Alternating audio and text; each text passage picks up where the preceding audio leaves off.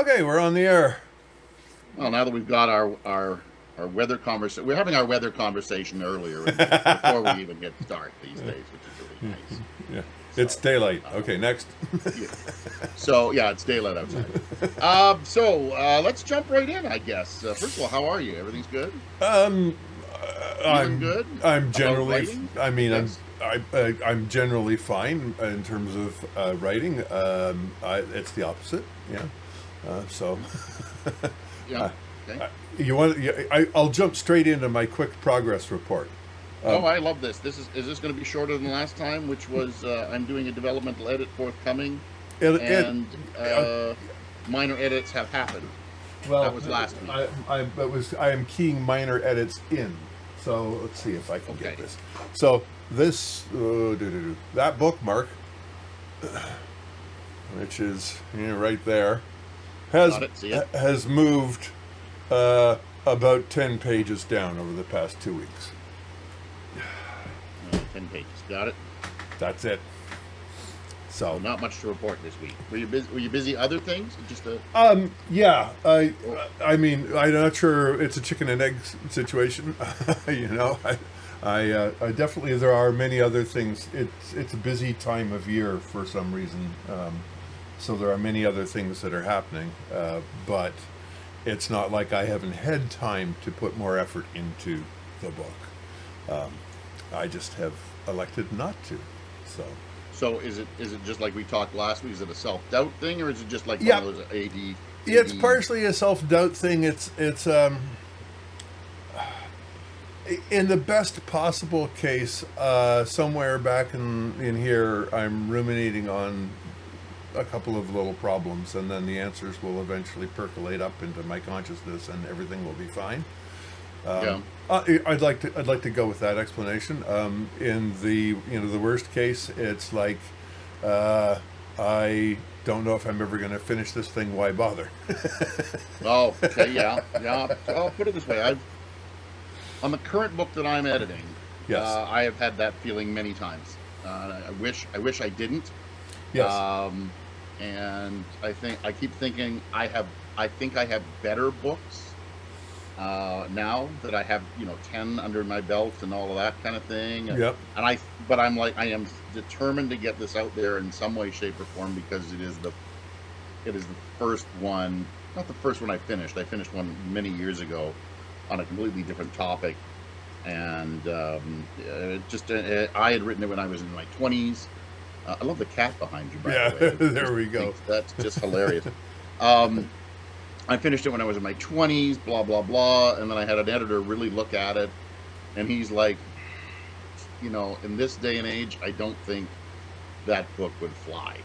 Hmm. So, and that was back in the 2020 or something like that. Yeah.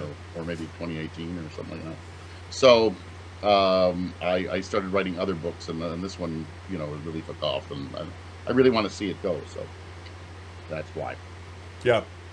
I'm at the point where I've considered tackling a couple of short stories just to keep you know, the whole flow of words going.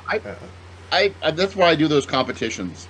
Yeah. As I said, because it forces you. It forces you to do something different. It forces you to Mhm. get into a different mindset. It forces you to write something instead of off the top of your head. They give you the prompts, and you've got to run with it.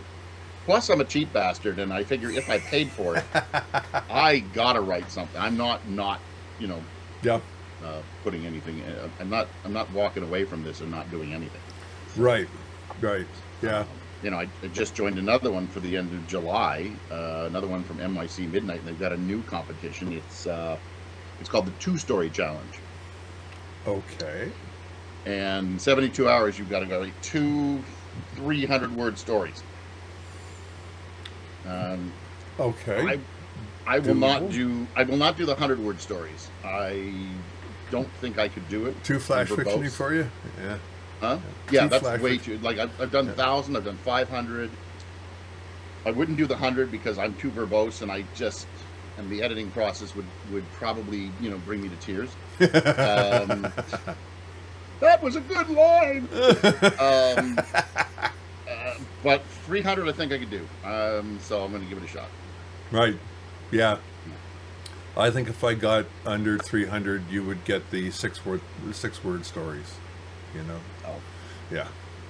And as far as I'm surprised because you were the one who gave me the big pep talk a few weeks back about just do 5, give yourself a number, blah blah blah. Yep. Yep. And I was really thankful for your and I know the numbers, but I've got 1, 2. So I've done 9 chapters, 2 of which I edited so much and did so much using the as I said, I'm using Pro Writing Aid, and they look through the book and then they tell you the problems with it. They don't write it for you, obviously, but they they tell you where your problems, minor, major, and then this is problematic, as in you've changed their name, things like that. Thankfully, I'm not at that. I don't have anything that major, but they did say there was a problem with this, there was a problem with that. Either keep it, cut it out, or shorten it down. And there was a couple of chapters that I'd shortened so much or taken so much out that I had to I did it, entered my edits, then re-edited it just to make sure that it made sense. Right. So I'm down 470 words this week. Nice. Yeah. Good. So. Yeah. I mean, I'm probably over the past 2 weeks, I'm probably off 50 or something stupid like that, just because. It's funny, the whole process, you go through, you read the manuscript, you mark up all this stuff, and it's like, okay, this is good, I know how to fix this sucks, so, do this, that, the other thing. And then you go in and actually work on it, and it's like, yeah, but the word that's originally there is, the phrasing isn't quite right. The phrasing that I wrote when I edited is also, it's better, but it's also not quite right. So now I have to sit here and think for 5 minutes about how to get these 8 words right. You know what? I on my wall to my left, I have an old saying that says, "Don't let the perfect be the enemy of the good." Yeah. I really like that quote because and I had another one from Stephen Carver, I think, which I think he stole it from someone else. And his was, you can always edit, you can always make it better. The knowledge is to know when to stop. Right. Yeah. And I don't think I'm looking for perfection, but I forget where I read it, but there's somebody who says, I want every page to be poetry. Yeah, that's doesn't. It just doesn't. No, come on. I have read books where that's the case. You every page you're sitting there going, "Damn, I wish I could write like this." Yeah, I get it, but then there are books out there that I read or I get halfway through and I think I'm doing better than this. Right? Sure. So, yeah. Absolutely. Yeah. Yeah. I mean, I've there's been several books that I've read over the past couple of years where it's like, it's actually encouraging. Yeah. All right. Well, anybody can write it to you. It's like okay, well, if this has managed to get out to print and people are actually buying it, and it's managed to get there with what I see as all these issues, then fine, I'm on the right path, right? Yeah. But still, it has to meet my bar. Yeah. I get it. I'm not looking for poetry. I'm looking for. I don't think I am either. But, accessibility. I'm looking for will people like it. I guess that's what I'm, looking for. Yeah, I want the cadence of my prose to be something where somebody just flows through it, where they get to the end of a chapter and go, well, that was cool, right? Yeah. Where it's not only the story, but how the story is told. So I wrote a short story for the NYC Midnight thing and I liked the story. I really liked it. It was 700, supposed to be 1750 in words. Um, and it'll appear on my website at some point when the website gets finally done. But I mean, what I loved about it was how I kind of wrapped it in a sandwich, right? There was a great beginning, blah, blah, blah. And if you paid attention to that beginning, you got the ending.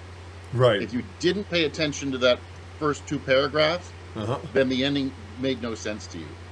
And it's really interesting because you get, obviously I don't know who the judges are. It's not like they publish, hey, so-and-so is the judge. Sure. So when they send you the feedback, it says judge, 2846, they give a number, Right. said this, said that. So I got like, some guys were like, this is amazing, blah, blah, blah. I really loved how the ending went back. And then you go down to the ones that didn't like it, and they go, I didn't understand it. I couldn't figure out, was he this? Did it happen that? Did he lose his hair because it was shaved? And I'm like, you weren't paying attention to those first couple of paragraphs. Yeah, if you skimmed the story in order to be able to get your judge credentials in, then you blew it. Yeah. So I was like, these guys got it. These guys did not. Henceforth, why I didn't make it to the third round. So Right, yeah, and you can't let that influence how you value the story, right? I mean, that sounds like I still love the story, and right, it's great. It's just, remember back in high school when you go to English lit class and you read the book and they go, what did the author mean? Well, I think it means the guy got to the washroom and took a shit. But what is he really saying? What is the underlying theme? Underlying theme. What's the parallel with life? Well, life is shit. I don't know. I don't know what you want here. Sometimes a book is just a book, right? We give it meaning. Usually, if it's being studied in a literature class, that's because there's a theme and a deeper underlying meaning to it. I always thought it was because it was a good story. Like it told something about the times we lived in, blah blah blah, and Sure. that's probably right. But when I write, I don't think I have a deep underlying meaning to everything I'm writing. If somebody wants to give it that deep underlying meaning, I'll listen to it. Right. But I don't think it's just a story. It's just in my head. Threw it out there. I'm not killing anybody. It's just there. Right? In real life. So, sometimes I wonder what famous authors or authors, if they were still alive and listening in these literature classes, if they'd sit at the back and go, it's nothing like what I was thinking. That's not even close. It's just a story. I think sometimes that does happen, but that just means that aspect of universality was subconscious, right? That they had this feeling about the human condition, and it expressed itself in the story, even though they didn't really realize it was there. I have to send you a copy of the one short story that I've had published, because all right. you'll find it it's full of layers. Oh, I wrote a story just recently, and again, another one I really liked, because I had like back-to-back competitions, like 3 months in a row, and I wrote it because you had to do something with an objector, a prize, and it was a comedy. Those were the three things that you had to do. And I had a church group discussing who should win their, Man of the Year award, and it was veiled as who, the Orange Monster. Right. And they were like, we're going for this guy, and the guy says, so what is who was in second? Like, everybody's going to ask us who, what was the short list? Right. And then he gets the short list. He goes, this guy beat out Jesus Christ. And again, you read the feedback, and some of the guys thought it was super hilarious. He goes like, that was too funny that he beat out Jesus. And the other goes, I found it blasphemous. And I'm like, I knew it was borderline. I had Ophelia read it. She did the same thing. She goes, I find it funny, but if you get a judge who is, you know, right leaning, or if you get somebody who is very religious, they are not going to think it's funny. And I went, I'm going to take that risk. And I Yeah. did, and Yeah. you know, lost out, but it, you know, the guys who got it, like right in there, goes, I thought that was the funniest thing. I laughed out loud, Yeah. and I'm like, Yeah. yep, Yeah. that was what it was supposed to be, because I got the idea while driving in my car, because I got the prompts, was driving somewhere, and thinking about it, and I thought, yeah, it would be funny if Jesus Christ comes in second or man in. There you go. So Yeah. that was my thing. Right. So, so you've got some key minor edits for yourself. I joined a writing competition and lost 470 words. Not usually what you're going for, but I mean that's what I did. It's kind of like you ever watch Survivor? No. Ever watched it? No. Nope. No. All right. So anybody who watches Survivor knows that as you're going through the show, you don't want to see your name on the ballot, because that means they're voting you out. But at on the last tribal council, you want to see your name, because that means you won. So it's very, very similar. I don't like to see minus 470 words, but in the case of editing, yes, that's probably exactly. the thing you want to see. Yeah, precisely. It means especially since you're a pantser, right? You're going to be writing stream of consciousness, whatever comes along, and some of that is going to be, you know, lovely prose, but not really relevant to the story. It's going to be I lost some babies. Yeah. Over the last 2 weeks. Like I really, and I was hard on myself, because I was like, I love that line, yes, but it does not do anything for the story. yeah. Cut it out, put it All into the lines I love folder.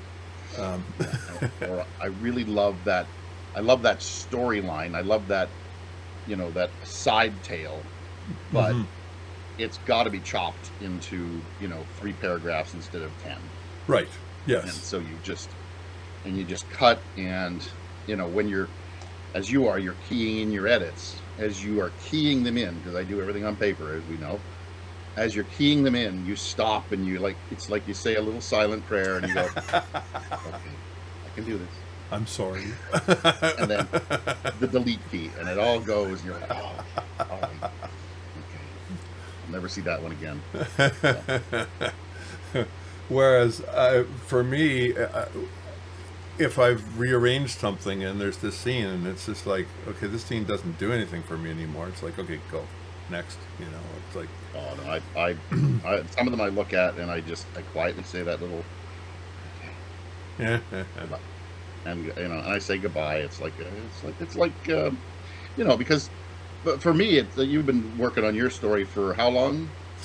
5 years. 5. How long? 5 years. Yeah. So this one is kind of in that same boat, right? And some of these lines have stayed there for 5 years, and I have read them out for 5 years, and then finally I'm like, no, it's got to go. It doesn't flow.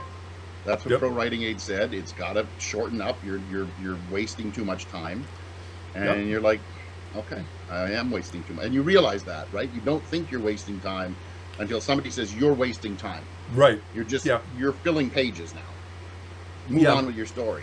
The beginning of my story, which I love, and probably the only reason why I'm still working on this story, I've tweaked heavily about 3 times now. And it still achieves the same thing, but some of the... if I looked at my first draft and what I've got right now, the same things are happening, but how they're happening and how they're being described is completely changed. And it's like, okay, but I'm still in love with how it happens, right? So that's all that matters. Well, you know?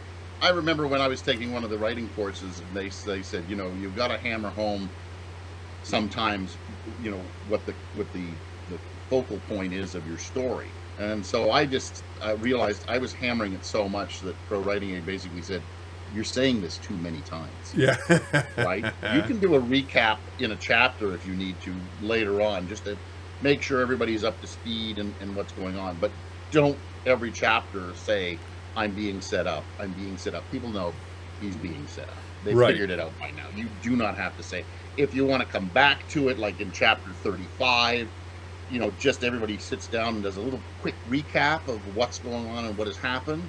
That's a possibility, but don't say it every chapter. And I've noticed, I'm like, damn it. On.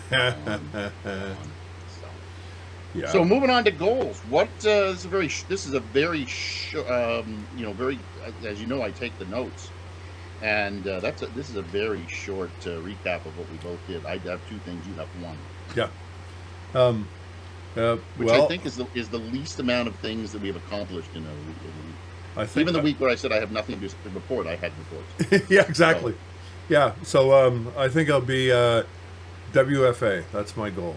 Write fucking anything. Okay, WFA. Including finishing the damn edits so that I can go in and I know that part of my resistance in this is that the characters and my subplots I find flat, and I need to find a way to broaden them out without making the story twice as long. And so I think that's the rumination part. That's where I just have to wait for a couple of answers to come into the forefront, so I can actually develop those characters. Like I have a sense that there's some dovetailing that needs to happen between 2 of my minor characters, and getting that just right is so far eluding me. So maybe the light will just come on at some point, and I'll be able to sit down and just flesh that stuff out and be happy again. But I've jinxed myself, because I think it was 2 episodes ago I said I think I'll be able to have something to send to a developmental editor in June. Yeah. I was trying to find that one. Yeah. That was the stupidest thing I've said. That's going way back. So yeah, last week your goals were minor edits, figure out subplots, character development, scene completion. And then you mentioned critters.org as a critique thing. That's something I wrote down here. Which I have done. Mine were 5 chapters with. to edit and write a little. Yeah. I don't know if I wrote a little, but I guess maybe I did, because when you're editing, you're also still writing. Exactly. Yeah, absolutely. Yeah. I mean, because you take away a paragraph or a whole chunk, and you have to turn it into 3 lines instead of 10. Yeah.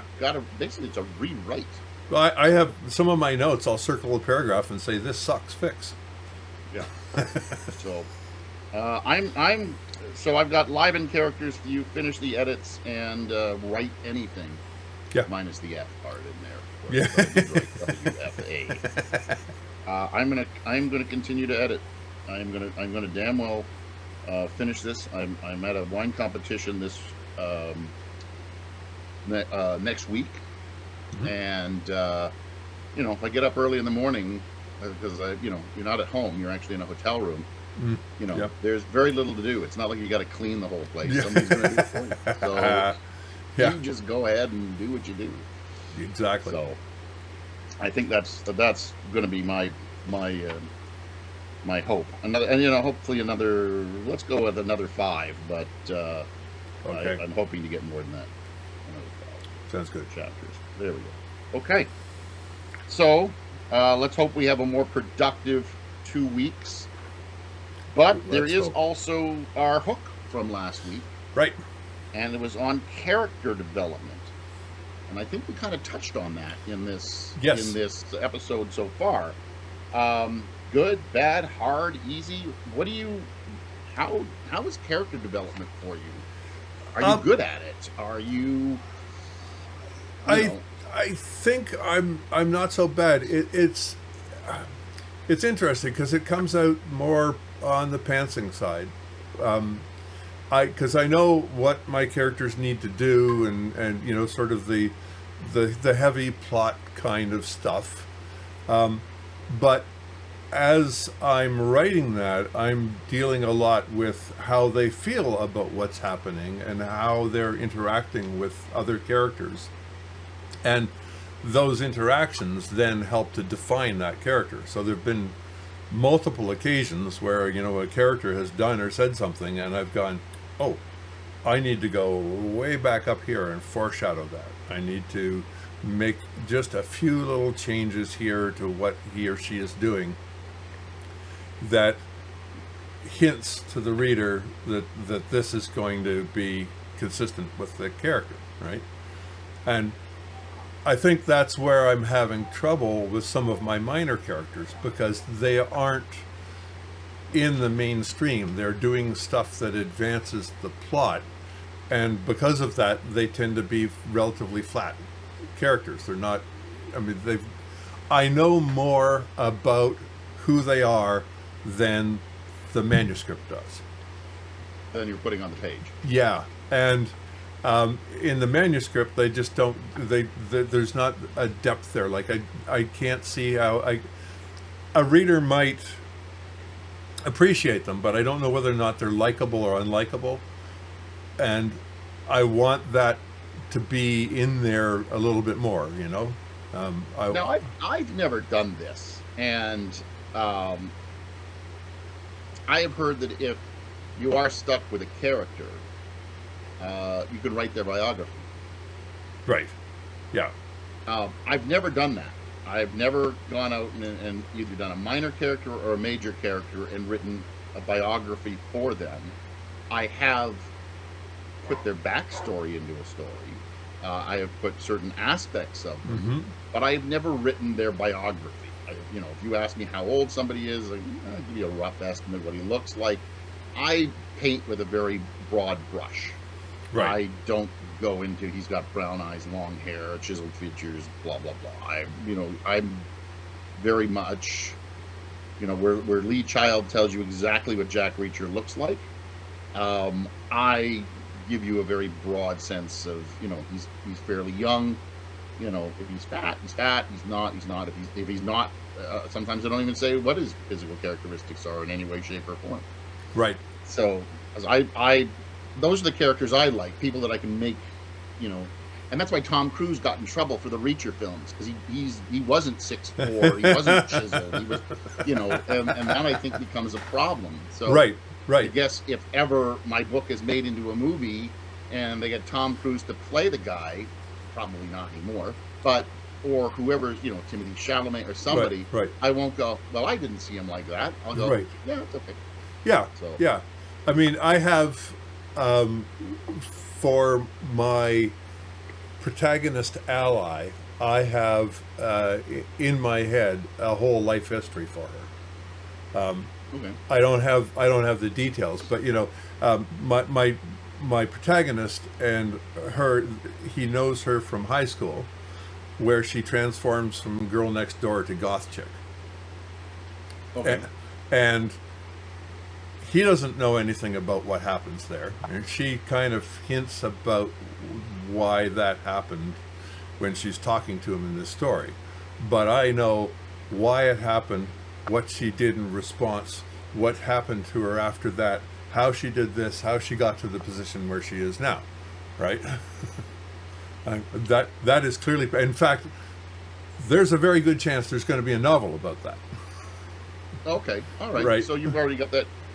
So that's very Stephen Kingish, where he wrote Mr. Mercedes, and then he wrote 3 of those books, and then one of his sub characters ends up getting their own book, which is pretty interesting.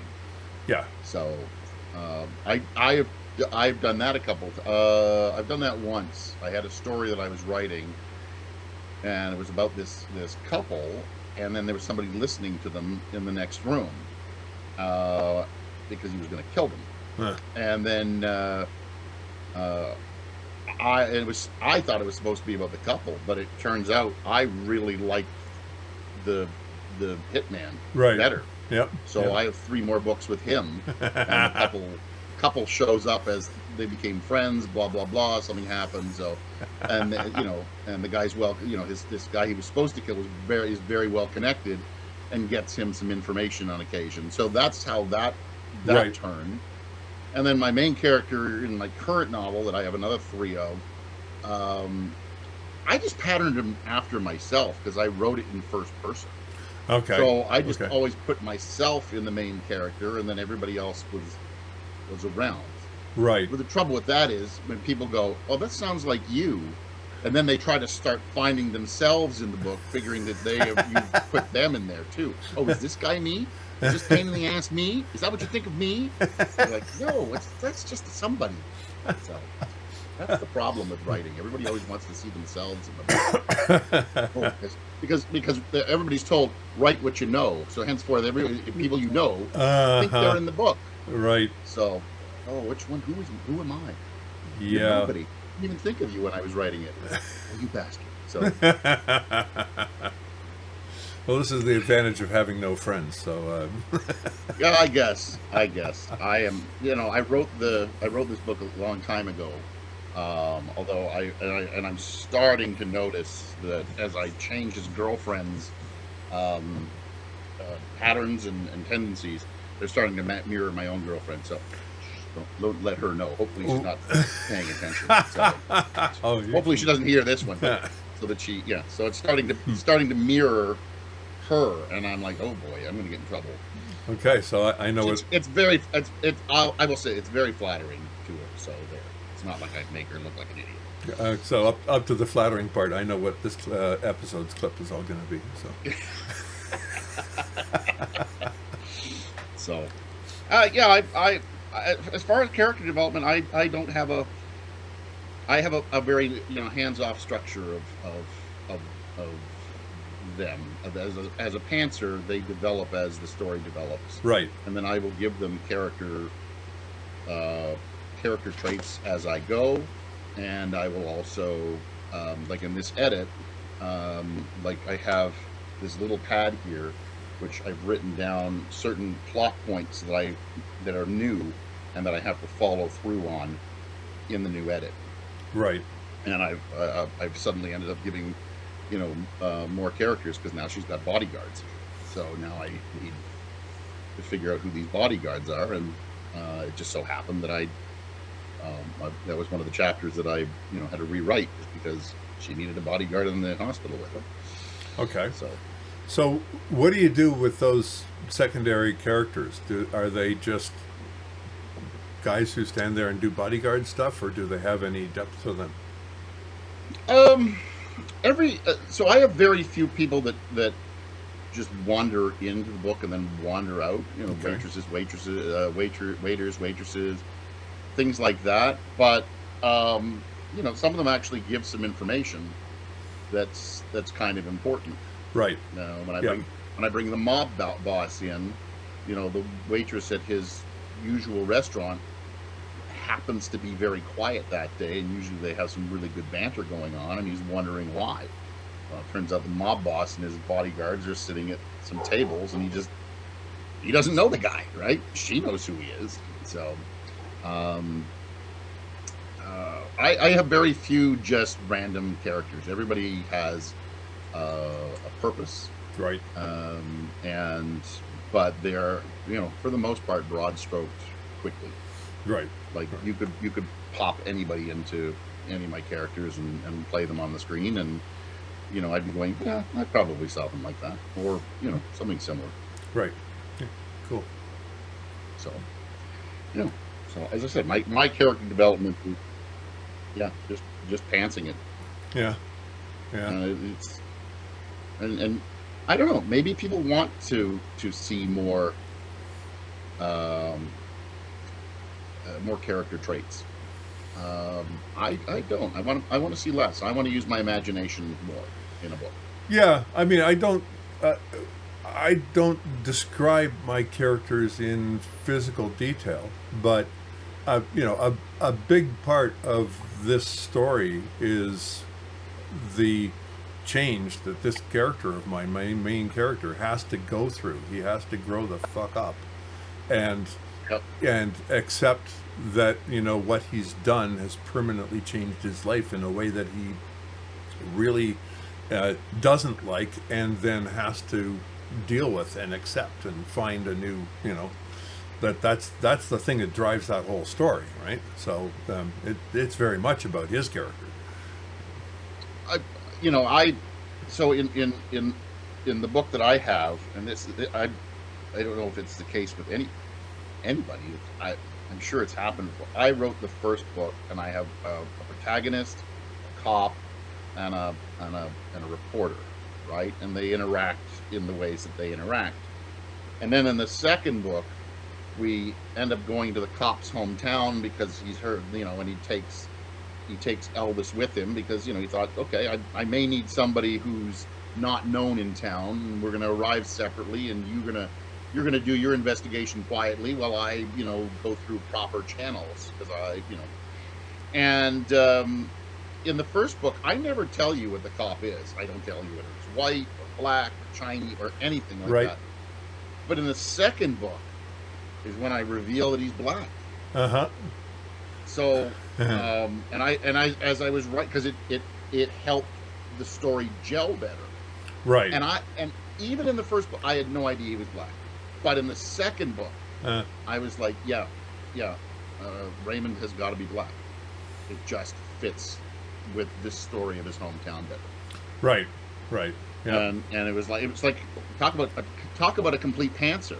Like I've just changed the guy's, not that in the first book he did anything that was white or black. I don't know what even you would do. Whatever that means. Not like he was eating chitlins or something, and everything.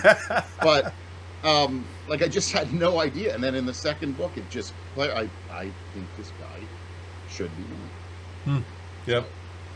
Yeah, I have my two subplots are two detectives, and one guy is Japanese American, but really it's like Japanese American. Like the Japanese part comes from several generations back. Yeah. And the other one is black, and she's I'm what I want to do. I've sort of set it up, but it's an odd couple sort of situation, right? The Japanese guy is ex-military Marine, kind of clean, obsessive, by the book kind of guy, and the other one is a Columbo, right? Just kind of barges through things and asks dumb questions until somebody, and so they don't like each other, but they wind up working both sides of the same case, right? Which what I find very interesting is that you've decided to wiggle a very slippery stick, and you're not just writing a black guy, you're writing a black woman. Yeah, absolutely. Yep. Like that's taking a chance. I can write guys pretty good. Women, I'm I've had my issues where my editors or somebody's left me goes, would she really say that? And I'm like, I don't know, I would, and it's not you, right? So yeah, but there's nothing that really defines her as ethnically black. That just happens to be her skin color. I've got people of questionable gender and questionable sexuality and all that kind of stuff, and they're just there, right? Like the gay guy isn't coming in flaming going, I'm gay. It just so happens that, hey, he's married to a guy. I've got a book like that too. Yeah, it's just normal, right? So did you ever see the movie As Good as It Gets? I think I did, but I don't remember. Jack Nicholson, and he's this writer of romance novels. And they're like, how do you write women so well? And he says, I think of a man, and then I write the exact opposite. Yeah, like that's going to work. Yeah. So, anyway, that has not worked for me either. So there. Yeah, really. Maybe we close it out there. I think we've done the character development and how we try to handle it. I've got another hook this week, kind of falls back to where we were earlier in the episode, but considering that we were both in editing stages, maybe we talk about killing those darlings. Didn't we already do that? Did we? I don't know. But look, I am now more fully into editing and killing than I've ever done before. I don't see it. I think we've talked about it, but we've never gone in depth. I don't see it in our area. Oh, in any of our things. I'll have to go back and review. But If so, I we think need a that different one. now that we're in, in full-on edit mode for both of us, I think it's, maybe even if we have done it, go back into it and see if you are still killing them or just reworking them, or what you are doing with your darlings to either save them or, having that mourning period of watching them go down the toilet. I think a little more in-depth look at it now that we're in edit, because before we were in writing stage. Yep. Now we're both completely in edit. So, I'm sure it's going to happen to you this week, and I know for sure I'm going to be there again this week. I have a different perspective on it, but I will hold that perspective until we talk about it. So. Oh, perfect. Great. Yep. I look forward to it. Excellent. Thanks very much. It was great seeing Thank you. and I really hope that we get our goals, at least some of them, accomplished this week. Yeah, So this is me maybe, crossing my fingers.